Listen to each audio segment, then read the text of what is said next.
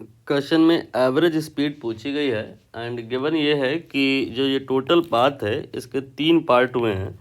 ऐसा क्वेश्चन में गिवन है कि ए बी जो है वो बी सी के बराबर है और जो ए डी है मीन्स यहाँ से यहाँ तक this is equal to 3 times of that means जो आपका ये है और ये है और ये है ऑल आर इक्वल। तो टोटल डिस्टेंस जो है यहाँ पर 3 इक्वल पार्ट में डिवाइड हुई है और यहाँ पर पहले वाले सेगमेंट में जो स्पीड है according to the question v1 है एंड दूसरे वाले सेगमेंट में v2 है, तीसरे वाले में v3 है।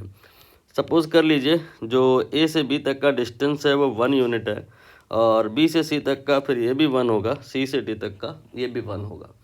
तो यहाँ पर पहले वाले सेगमेंट में टाइम क्या आएगा, टाइम ये होता है डिस्टेंस जो कि आपने 1 मानी है डिवाइड बाई स्पीड।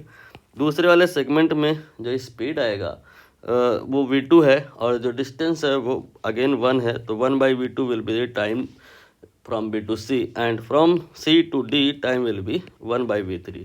तो ये टाइम तीनों जोड़ दिया जाएगा तो टोटल जर्नी टाइम आ जाएगा और ये डिस्टेंस और ये डिस्टेंस सब जोड़ दिया जाएगा तो टोटल डिस्टेंस आ जाएगा। तो टोटल जो डिस्टेंस या डिस्प्लेसमेंट जो भी कहें बात यहाँ बराबर है, एक ही डायरेक्शन में बॉडी चल रही है वो 3 है और जो आपका टोटल टाइम है वो आपने नीचे निकाला है, रेसिप्रोकल करके सब आप जोड़ते गए हो। तो आप अब देख लो क्या करें जिससे कि एवरेज स्पीड निकल आए।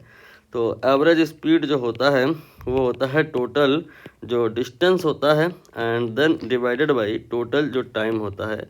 वैल्यूज़ आपने लिख रखी है, पुट करके सॉल्व कर लीजिए। 3 then divided by 1 by v1 then 1 by v2 then 1 by v3।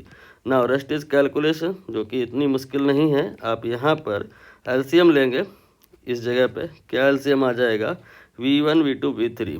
तो v1 v2 v3 एलसीएम लिया मैंने। पहले वाले कहानी में v1 ये कैंसिल होगा, v2 v3 आएगा। फिर इसके बाद में आगे v2 कैंसिल होगा तो आपका v3 v1 आएगा और फिर यहाँ पे v3 कैंसिल होगा तो v1 v2 आएगा। ये वाली कहानी 3 के साथ आकर के मल्टीप्लाई में आएगी तो 3v1 v2 v3 and divided by दो का जो पेयर है वो मल्टीप्लाई होगा और फिर वो जुड़ता चला जाएगा। काइंड ऑफ दिस आप समझ गए होंगे, यहाँ पे बी ऑप्शन करेक्ट हो जाएगा।